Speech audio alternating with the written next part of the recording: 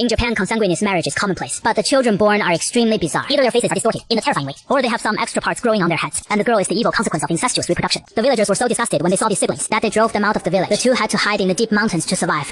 But the couple did not take this as a warning. Instead, it led to the woman becoming pregnant again. In desperation, the mother took her month-old child and dragged her sick body to abandon it in the river alone. She thought the baby would die naturally. Unexpectedly, the next day when she went to fetch water, she found that the child was not only unharmed, but even let out a faint cry. The mother was so frightened that she collapsed. From then on, she decided to raise the child to adulthood. But when she brought the child home, her husband beat her up with fists and feet. He ruthlessly questioned why she brought back another. Her husband's inhumane abuse filled her with deep fear. The mother could only strangle the child to death and abandon it again. The girl slowly grew up. Her father not only became addicted to alcohol, but also his beatings towards his wife became more severe whenever he got drunk, and she could only tremble and cower in the corner, silently praying that her father wouldn't take his anger out on her. But what she didn't know was that her father attributed all his misfortunes to his daughter. So after kicking her mother out of the house, he kicked her mother out of the house and then stared at the girl greedily. The next moment, he extended his demonic hand. The little daughter lay on the ground, her clothes, unable to cover her body. Her last bit of hope for her father was also shattered. That night, while her father was using the toilet, the girl hiding in the shadows rushed forward directly and used an iron hammer to smash him alive. She didn't stop until her father's flesh was flying everywhere. Perhaps out of fear of being discovered, the girl hid in a temple seeking refuge. The monk began teaching her to do more good deeds. She naively thought she had finally met a good person, never expecting that the monk was also a beast in human form. He took advantage of the girl who had lost both parents and had no one to rely on, and shamelessly groped her. From then on, she was completely disappointed with his world and resolutely entered the red light district, become a real artist.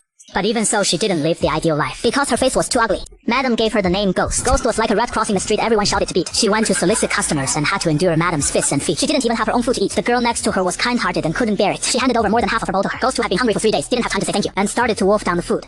The kind girl also gave the side dish that Madam rewarded. Thus the two became besties, who talked about everything. But Xiaotao was beautiful, sweet-voiced, and gentle. All the customers asked for her by name. This also caused jealousy among others. They planned to teach this presumptuous girl a lesson. And Madam was also involved, because Xiaotao's popularity had already overshadowed her. She didn't want to be overshadowed, so she framed Xiaotao for losing her ring. Xiaotao denied it, saying that she was falsely accused. But if you are bent on finding fault with someone, you will always find something. Madam said don't ruin her face and walked away. After getting tacit approval, several people hung Xiaotao on the roof. Then they lit up some bad incense and pressed it hard on Xiaotao's skin. Cruelly pressed it on Xiaotao's skin. Xiaotao still didn't realize that they were deliberately setting her up, so she kept denying it. The leading sister sneered. The next second, she pulled out a bunch of incense as Xiaotao was dying. But the woman still didn't intend to let her go. She used a steel needle to pick out Xiaotao's nails one by one. At this time, Xiaotao couldn't move. The severe pain made her faint repeatedly. Seeing that, Xiaotao still refused to admit. The woman inserted all the steel needles into her 10 fingers. Satisfied, she finally stopped. Seeing Xiaotao tortured all over with wounds, everyone lost interest and ended this game. Only Xiaotao was left with scars all over her body, lying helplessly on the dark floor, taking advantage of no one around. Ghost quickly brought the meal. Never thought that Xiaotao, who had endured all kinds of humiliation, took her own young life by hanging.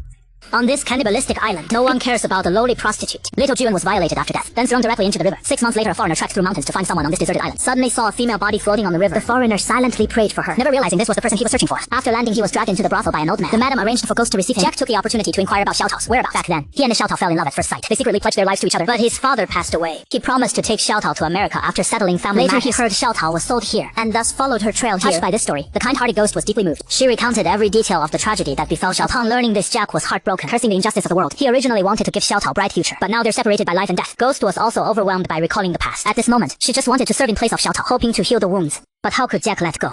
And so he fell into a drunken sleep. In the following days, Jack didn't leave. Instead, he seemed to lose his soul, drowning himself in alcohol at the brothel. Ghost stayed by his side without leaving, gently fanning to drive away mosquitoes. But at this moment, Jack seemed to notice something. There were major holes in Ghost's story. Xiaotao could have chosen suicide before being tortured. Why did she choose to end her life only after enduring it? He hoped Ghost would tell the truth without lying. Ghost just lowered her head in silence and said faintly, "Sometimes the truth is cruel." But Jack pressed on. So she told another version. 6 months ago when Ghost was resting, she saw the madam secretly hiding her ring. Who knew Ghost got greedy and quickly ran into the madam's bedroom to steal the ring. This whole process was witnessed clearly by Xiaotao, but Ghost, guilty of theft, ran out in a panic.